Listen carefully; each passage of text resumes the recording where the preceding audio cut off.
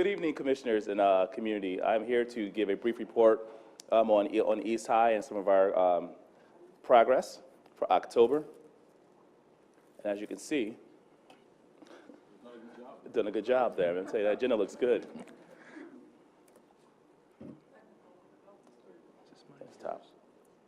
All right.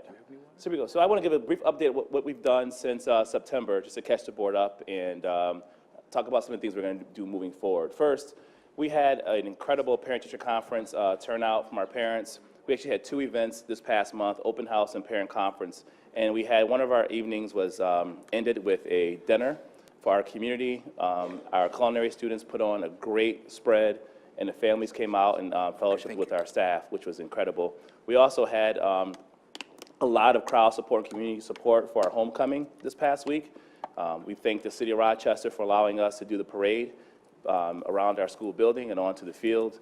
We had the step team, and we just introduced a new dance team, very similar to what you see at historically black colleges, and that's been a big hit in our school. We continue to update the board on the attendance efforts. Lower school still remains a point of pride for us. Upper school at some grades, particularly the new 9s, are going well, but we're still seeing some trending in data for students who are in grades 10, 11, and 12, particularly those students who are behind academically in their attendance. We're also closely monitoring first period because we're seeing the average daily attendance may be up in some grade levels, but in the high school we see a number of students coming in after first period, and that's problematic for many reasons. That means those students are not being successful first period, and some of their most important classes are offered early in the day. This line graph here is our behavior update. These are our total suspensions. So you'll see the impact of restorative practice efforts in our building continuing to trend downward. We did have a pretty bad day a couple days ago. We had a few students who unfortunately got into a fight in the cafeteria, which we're dealing with. But for the most part, students are responding really well to our family group structure and restorative practices, and we're seeing the suspension rates trend downward, and we're seeing academic success trend upwards. What's coming up?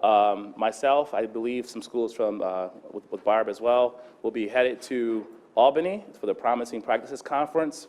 It's a conference of schools that are in receivership, and we're going to be presenting on family group and the support model. I'm sure there's a team coming from RCSD. I think Michelle Alberti is working with us on that.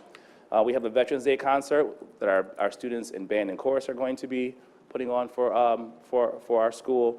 And our first Family Heritage Night, there'll be a dinner and a show. Again, our culinary program scholars will be preparing food. We'll have a movie, we'll have spoken word. It's led by our librarian, and a bunch of other activities to bring our families out. We plan to do something monthly for our parents and our students, even simple things like we watched Gremlins the other day after school. And then on November 9th, Angela Davis will be coming to Rochester with Melanie Silas, is partnered with East to bring her here. It's great. We saw John Lewis last night, Congressman, and to have Angela Davis weeks later is incredible. We encourage the community to come out for an incredible night and to learn from one of America's icons.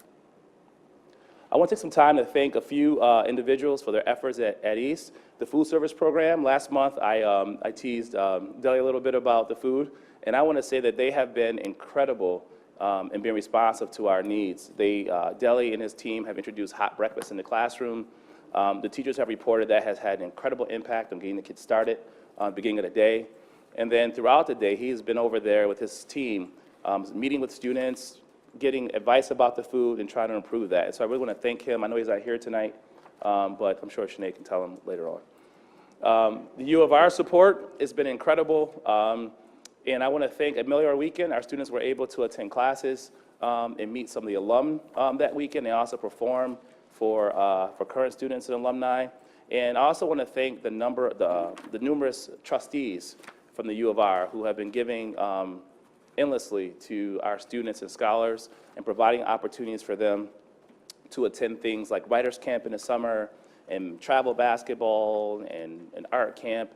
And we hope at the end of this year to be able to take our students to Washington, D.C. to see the African American Smithsonian, as well as the other wonderful things in Washington, and get the students outside of the community like every other middle school 8th grader does throughout the county.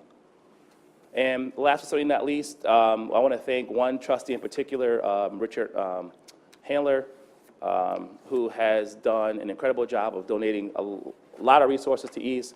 But what he provided for our 1214 students is an opportunity to have 2 9-week programs out at a horse farm where they are learning to train horses, to feed them, and just working on some social skills, using horse therapy as that tool. And for those in the community that want to read the article, if you click on the picture that's on the that is on the PowerPoint here, the article that's linked to him, thanking him is included. So thank you all. That's my report. Thank you. Yeah, you can applaud that report. That's a good report.